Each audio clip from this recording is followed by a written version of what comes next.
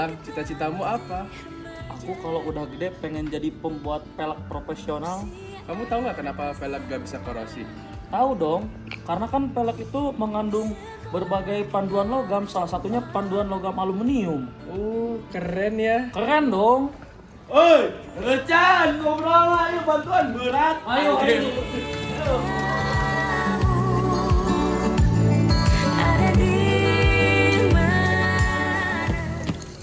Stop nggak? Pasti capek ya? Iya, capek haus. Aku bawa minuman nih. Bentar dong. Nih, seger. Lah, jangan ya. Enak, Ya, habis. Siapa yang bawa ini? Aduh, maaf, Pak. Wah, kena orang itu, Waduh, ini jangan asal dibuang. Kalau bisa dikumpulin terus nanti dijual karena ini tuh masih bisa diolah.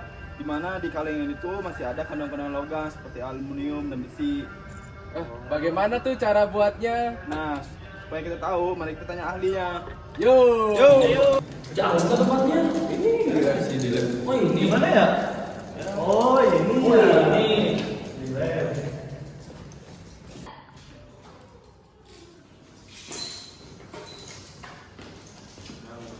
Ada apa nih rame-rame?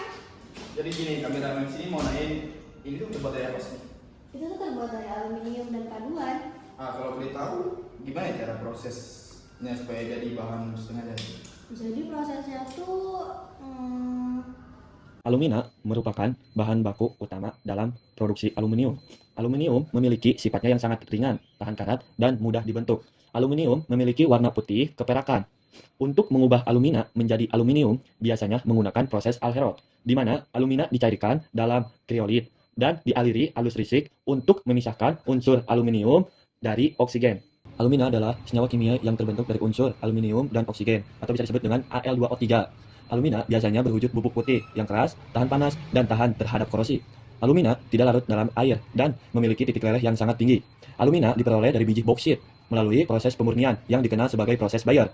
Dalam proses Bayer, bauksit diolah dengan larutan natrium hidroksida untuk melarutkan aluminium hidroksida yang kemudian diendapkan dan dikalsinasi menjadi alumina murni. pada tahun 1825, seorang ahli fisika Denmark dan ahli kimia yang bernama Hans Christian Ørsted mensintesis aluminium murni. Kemudian pada tahun 1827, Friedrich Volhard juga berhasil melakukan apa yang dicapai ilmuwan lain, tapi dengan metode yang berbeda. Mulai saat itu, aluminium disintesis untuk tujuan komersial, dan karena proses untuk mendapatkan aluminium murni ini sangat susah, sehingga pada saat itu aluminium lebih berharga dibandingkan emas. Hingga pada tahun 1886, dua ilmuwan muda yaitu Charles Martin Hall di Amerika Serikat dan Paul Hérold di Prancis secara independen mengembangkan proses Hall-Hérold yang memungkinkan produksi aluminium secara massal dan lebih hemat biaya, mampu memperoleh aluminium dari aluminium oksida atau alumina. Pada proses Hall-Hérold memiliki bagian-bagian tersendiri. Seperti yang dapat dari gambar tersebut di atas, bisa dilihat bahwa alumina sebagai bahan baku utama untuk memproduksi aluminium. Ada feeder atau biasanya disebut sebagai feed sebagai jalur masuk alumina ke dalam sel elektrolisis. Ada cross brick yang berfungsi untuk memecahkan kerak yang terbentuk di atas permukaan elektrolit. Ada cover yang berfungsi untuk menutup bagian atas sel elektrolisis. Ada foam collection berfungsi untuk menangkap dan mengolah gas serta debu berbahaya yang dihasilkan selama proses elektrolisis. Ada current supply sebagai tempat menyediakan arus listrik DC atau arus arah. Ada anode root yang berfungsi untuk menghubungkan anoda dengan sistem kelistrikan. Ada anode cover untuk menutupi anoda untuk mengurangi oksidasi dan mencegah panas terbuang. Ada bracket anode berfungsi sebagai elektroda positif dalam proses elektrolisis. Ada elektrolit, media cair atau untuk melarutkan alumina dan memungkinkan ion-ion berpindah. Ada freeze berfungsi sebagai lapisan beku dari elektrolit yang menempel di dinding bagian dalam pot. Ada metal tersebut sebagai aluminium cair hasil reduksi dari alumina. Ada cathode block sebagai elektroda negatif tempat ion aluminium atau Al3+ direduksi menjadi aluminium logam.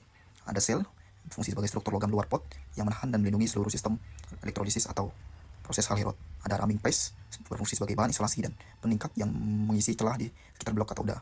Ada refraktori sebagai lapisan batu tahan api yang melindungi bagian dalam dari suhu tinggi.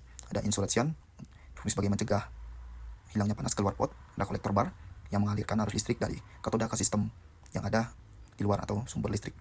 Proses Hall-Hérold adalah proses mengubah alumina menjadi aluminium dengan memanfaatkan proses elektrolisa lelehan garam.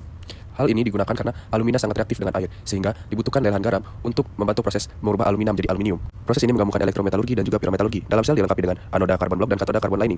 Dua-duanya menggunakan karbon. Kemudian ada bahan-bahan yang ditambahkan dalam proses ini yaitu alumina Al2O3, kemudian ada kriolit Na3Al6, kemudian ada fluorspar CaF2, Dalam prosesnya, kriolit digunakan untuk menurunkan titik leleh dari alumina dari 2000 derajat Celcius menjadi 900 derajat Celcius. Tidak hanya kriolit, fluorspar juga digunakan untuk meningkatkan konduktivitas elektrik di dalam sel.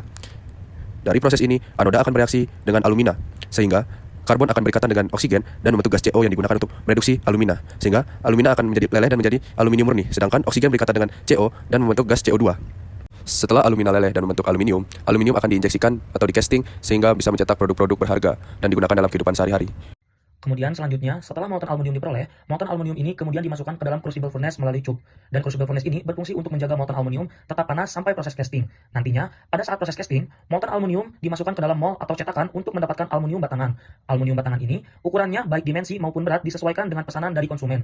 Yang mana, aluminium batangan ini kemudian dikirimkan kepada konsumen untuk diolah lagi menjadi produk akhir yang dibutuhkan oleh konsumen. Salah satu metode untuk mengolah aluminium adalah ekstrusi, yaitu proses penekanan tinggi pada aluminium batangan yang bertujuan untuk mengubah bentuk profil aluminium sesuai dengan yang diinginkan. Pada awalnya, aluminium batangan murni dileburkan dalam furnace. Di dalam furnace aluminium murni diberi bahan campuran lain seperti magnesium, silikon, tembaga, atau mangan yang bertujuan membuat aluminium alloy yang kuat sesuai dengan yang telah ditentukan. Setelah dari furnace, aluminium alloy ini kemudian menjadi aluminium cair yang kemudian dimasukkan ke dalam filtration box untuk menyaring bahan pengotor. Dari filtration box tersebut, aluminium cair kemudian menuju casting unit atau cetakan yang sudah ditentukan ukurannya. Setelah dari cetakan, aluminium tersebut kemudian diangkat dan menjadi aluminium bentuk batangan yang panjangnya sekitar 6-9 meter per batangnya. Aluminium batangan tersebut kemudian masuk ke dalam proses homogenisasi, yaitu proses termal bertemperatur tinggi yang bertujuan untuk menyamakan karakteristik aluminium batangan tersebut. Setelah dingin, dari proses homogenisasi, aluminium batang ini kemudian dipotong-potong menjadi ukuran yang lebih kecil, dan aluminium batangan yang sudah dipotong tersebut kemudian disebut dengan bilet. Bilet kemudian dimasukkan ke dalam furnace untuk dipanaskan dengan suhu sekitar 426 derajat sampai 525 derajat Celcius. Selain bilet, cetakan juga dipanaskan pada suhu yang telah ditentukan. Hal ini bertujuan agar cetakan tidak rusak ketika dimasuki oleh bilet. Nantinya, dan cetakan tersebut juga memiliki berbagai macam bentuk tergantung dari bentuk yang diperlukan oleh konsumen. Kemudian, selanjutnya, bilet dari furnace dikirim menuju extrusion press untuk proses ekstrusi. Pada extrusion press, ini bilet akan ditekan ke dalam cetakan menggunakan tenaga hidrolik. Bilet yang keluar dari cetakan akan berubah bentuk dan profil sesuai dengan bentuk dari cetakan yang telah dipasang. Bilet yang telah diekstrusi ini masih bersuhu panas, yaitu sekitar 500 derajat Celcius. Oleh karena itulah, perlu didinginkannya suhunya dengan air.